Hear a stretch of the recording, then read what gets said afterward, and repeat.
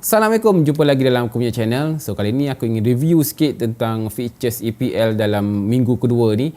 Banyak game menarik dalam minggu ni, tapi sebelum aku pergi satu persatu, aku minta korang tekan butang subscribe dulu dan berikan aku like untuk video ni dan bagi aku semangat untuk buat konten dalam channel ni.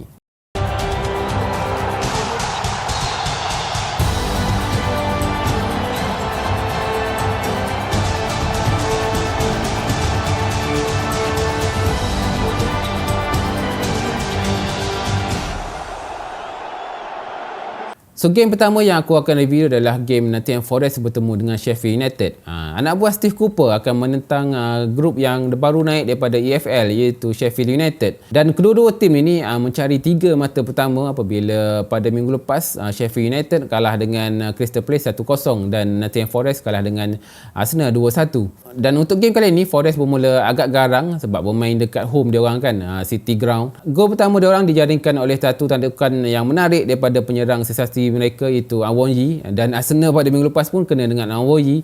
Dan kalau korang ingat pada season lepas banyak Big Six yang kena dengan Awonji ni, Chelsea, Liverpool, Arsenal.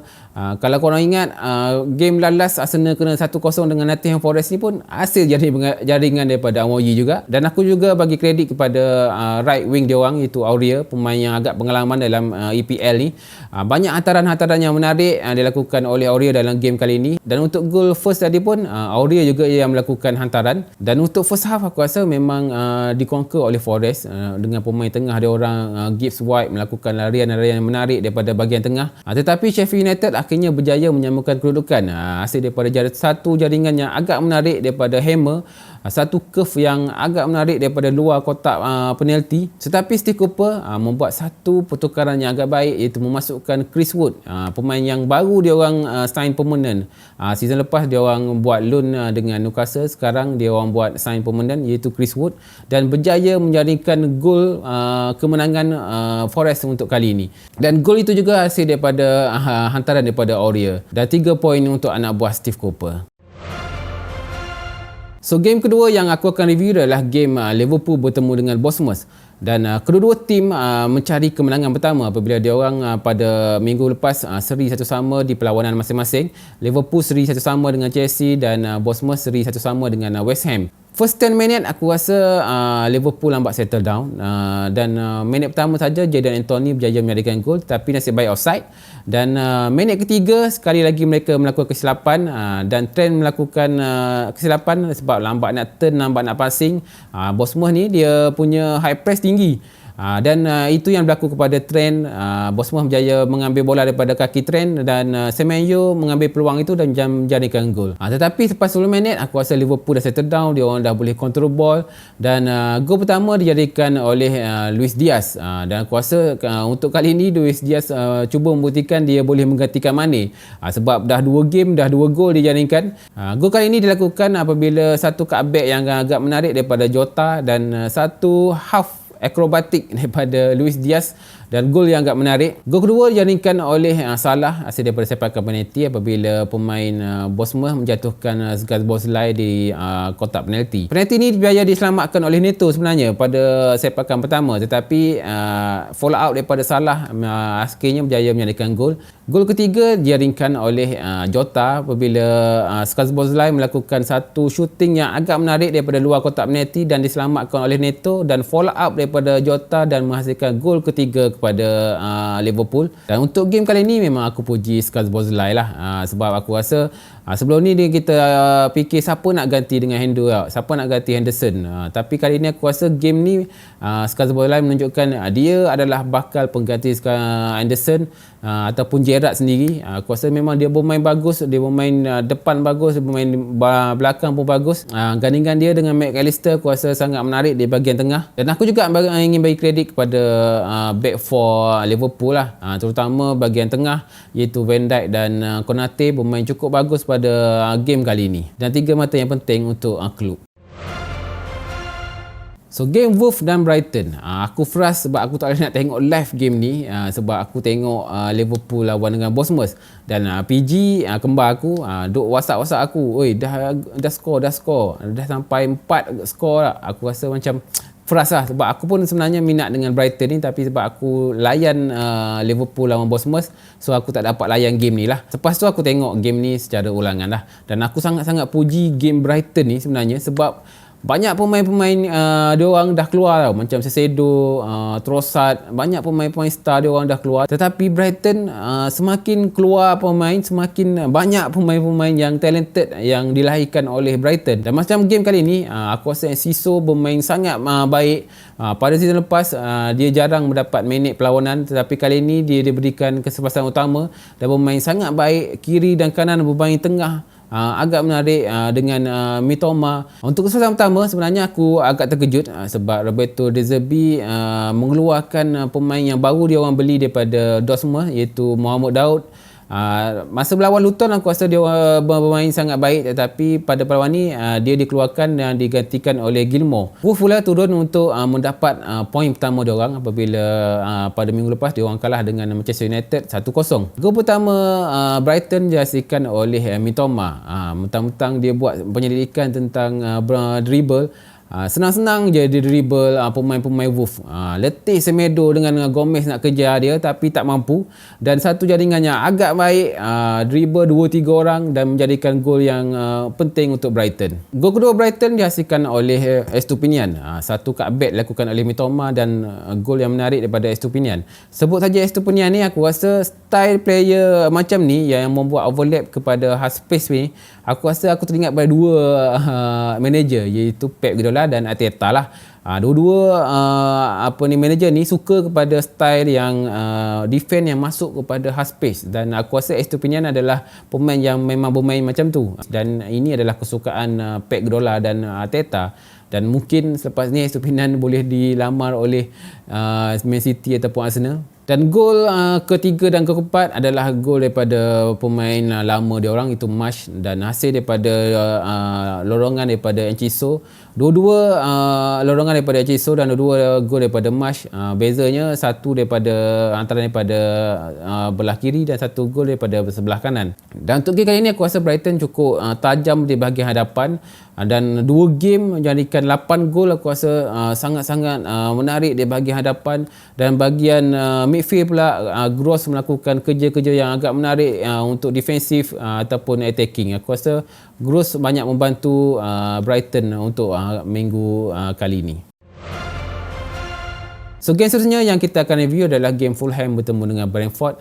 Kedua-dua tim turun dengan positif sebab Fulham berjaya mengalahkan Everton 1-0 hasil daripada aksi memukau Leno yang berjaya menyelamatkan lebih daripada 10 asakan daripada Everton, dan Brentford berjaya mengikat Spurs 2-2 pada game perlawanan mereka pada mula-mula. Tapi untuk game kali ini Leno tidak berjaya menyelamatkan gawangnya apabila tim Thomas Frank berjaya menjadikan 3-0 dalam game kali ini. Aku terus terang sebenarnya pada awal season bila aku tahu pasal penggantungan Ivan Toney, ketadaan Pontus Jansson, kapten dia orang pada season lepas, dan Raya keluar, aku rasa Brentford akan mengalami masalah pada season kali ini. Tetapi aku silap sebab aku pandang rendah kepada Thomas Frank. Thomas Frank berjaya meletakkan Brentford berada di bahagian atas lagi, dengan menggabungkan Buemo dengan Wissa, satu gandingan yang baik di hadapan, dan Norgard bermain agak baik di bahagian tengah, dan pembelian Nathan Collins untuk menggantikan Pontus Jansson di bahagian belakang agak menarik, walaupun transfer itu mencecah sehingga 23 juta. Tak silap aku pecah rekod kelab, tetapi aku rasa pembelian yang agak baik. Nathan Collins bermain agak baik di bahagian belakang. Pertama Brentford dilakukan oleh Wissa apabila Issa Diop melakukan satu kesalahan di depan gol, membuat hantaran yang tidak sampai. Dia dirampas oleh Wissa dan mengambil peluang dan menjadikan gol. Gol kedua Brentford pula dijaringkan oleh Buemo hasil daripada sepakan penalti apabila Wissa dijatuhkan oleh Tim Rim, dan Tim Rim dilayangkan kad merah apabila mendapat 2 kad kuning, dan Buemo mudah untuk menjadikan gol penalti tersebut. Dan gol ketiga juga dijaringkan oleh Buemo hasil daripada overlap yang menarik dilakukan oleh Chris Draper Ayer, dan 3 mata untuk Thomas Frank. Dan game yang ditunggu untuk minggu ni adalah game Spurs bertemu dengan Manchester United. Spurs turun untuk mencari kemenangan pertama apabila diorang seri 2 sama dengan Brentford pada minggu lepas. Dan Manchester United pula mencari game yang solid ataupun kemenangan yang solid. Walaupun diorang menang 1-0 pada minggu lepas dengan Wolves, tetapi ramai pandit-pandit yang mengkritik performa Manchester United pada minggu lepas. Forza 0-0, dan aku rasa untuk game kali ni apa yang dua tim boleh tengok adalah ketiadaan pure nombor 9 memang ketara untuk dua-dua tim. Banyak serangan daripada Manchester United tidak berjaya menjadikan gol, dan banyak serangan daripada Spurs juga tidak berjaya menjadikan gol, sebab dia orang tiada pure nombor 9 yang solid. So gol pertama dilakukan oleh Spurs adalah hasil jaringan daripada Sarr. Satu larian yang agak menarik daripada sebelah kanan oleh Kulusevski dan membuat satu hantaran sebelum disambar oleh Sarr. Dan gol kedua Spurs dijaringkan oleh gol sendiri daripada Martinez. So untuk game kali ni, pada second half aku rasa bahagian tengah Spurs agak menarik, bermain sangat menarik. Bissouma bermain agak menarik, gandingan dengan Sarr, Maddison. Aku rasa tiga bahagian tengah ni banyak main peranan untuk Spurs pada second half. Dan seperti aku cakap tadi, kedua-dua tim memerlukan pure nombor 9 untuk tim mereka masing-masing.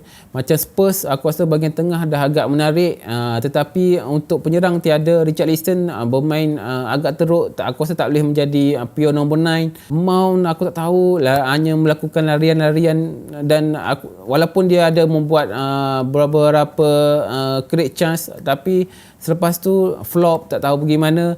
Tetapi yang tak bestnya, selepas game tu dikatakan Maddison memakai crunches dan kaki dia memakai cast. Tetapi bila media tanya dia, dia kata hanya untuk protect dia punya kaki, tiada injury yang besar. So aku harap macam itulah, sebab aku dah shock tengok tiga bahagian tengah tu, Bissouma, Sarr dan Maddison tu, dan aku rasa itu adalah pemata bagi Postecoglou untuk season kali ni. So satu game lagi yang menarik untuk minggu ni adalah Manchester City lawan dengan Newcastle. Aku betul-betul nak tengok game ni sebab aku nak tengok dominasi Pep Guardiola jatuh. Tetapi aku silap, sebab ni Pep Guardiola bukan orang lain. Sebab aku ingatkan bila tiadanya Gundogan, tiadanya KDB, tak adanya Bernardo Silva, aku rasa bahagian tengah dia orang akan flop. Tetapi silap, dia letak je Foden sapu bersih bahagian tengah. Gandingan dua pivot, Kovacic dan Rodri bermain bagus.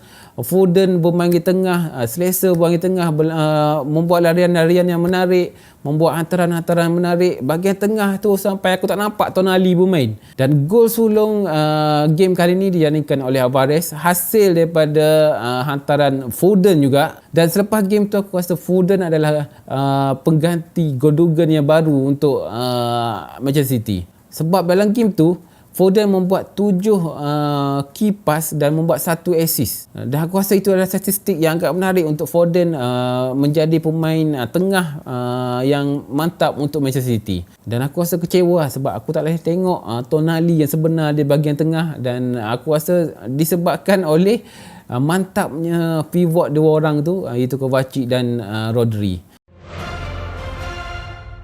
So game seterusnya adalah Villa bertemu dengan Everton, dan untuk game kali ni aku rasa aku tak sabar nak tengok, sebab aku nak tengok kebangkitan Villa apabila dia orang kalah 5-1 dengan Newcastle pada minggu lepas. Sebab bagi aku Villa ni adalah tim yang kuat yang boleh fight untuk mid table untuk season kali ni. Dan Everton turun dengan mencari kemenangan pertama apabila dia orang kalah dengan Fulham 1-0, hasil daripada kecekapan Leno sebenarnya.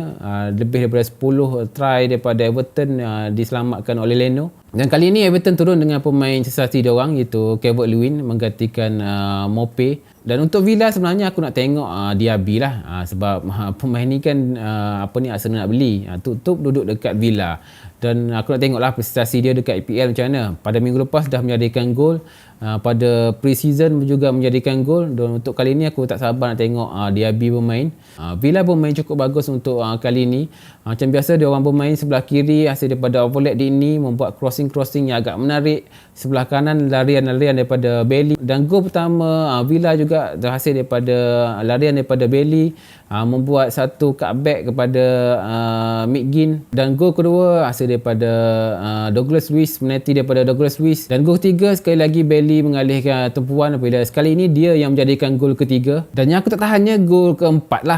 Hasil kesilapan daripada pemain veteran sebenarnya tu, pemain yang dah lama main dengan EPL ni, pemain dengan Manchester United dan dibeli daripada Villa sendiri, iaitu Ashley Young, membuat satu balingan ke dalam yang aku rasa sangat-sangat teruk. Aku tak tahulah apa yang dia fikir, membuat satu balingan ke belakang yang agak jauh dan akhirnya dicuri oleh Duran dan Duran berjaya menjadikan gol. Dan aku rasa 4 gol agak menarik untuk Unai Emery, berasa lebih selesa sedikit apabila dia orang dah kalah 5-1 dan apabila bangkit dengan 4-0, aku rasa memberi keyakinan sedikit kepada Villa. Dan untuk Sindash, aku rasa perlu baiki lagi, banyak yang perlu dibaiki, terutama di bahagian tengah agak longgar, dan aku rasa kemasukan Harrison daripada Leeds akan banyak membantu pemain bahagian tengah dan bahagian hadapan untuk Everton. So game seterusnya adalah game West Ham bertemu dengan Chelsea. Salah satu game yang aku tak predict result dia macam ni adalah game West Ham lawan Chelsea ni lah. Sebab aku tengok Chelsea bermain agak bagus di bahagian tengah. Cemuwenka bermain agak bagus dengan Enzo ketika lawan Liverpool. Aku rasa Chelsea akan menang dalam game West Ham ni. Tetapi sebaliknya berlaku macam tu lah. Sebenarnya position Chelsea dalam game tu adalah 76% berbanding 24% untuk West Ham. Tetapi aku puji adalah ketajaman pemain serangan West Ham ni. Dan yang paling ketara adalah debut Ward-Prowse lah.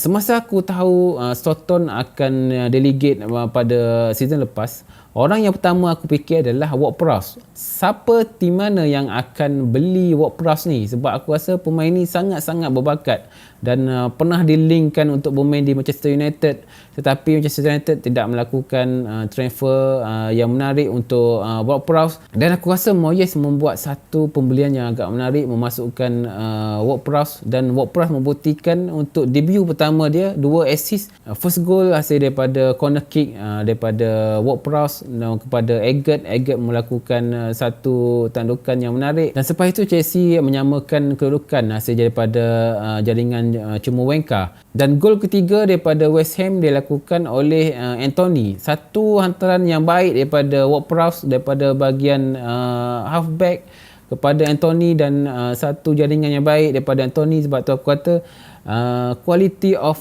serangan West Ham agak menarik. Walaupun beberapa kali saja pegang bola, tetapi ketajaman dia orang ni agak menarik, terutama daripada Anthony. Selepas itu tim Pochettino cuba untuk memberi asakan untuk mencari gol penyamaan untuk Chelsea. Dan berita baik untuk Chelsea lepas itu adalah Eggert mendapatkan merah, dan selepas itu bertalu-talu serangan daripada Chelsea yang dilakukan oleh kiri dan kanan daripada Mudryk dan daripada Sterling. Tetapi permainan yang teruk dilakukan oleh Mudryk sebenarnya bagi aku, menggantikan Cemuwenka.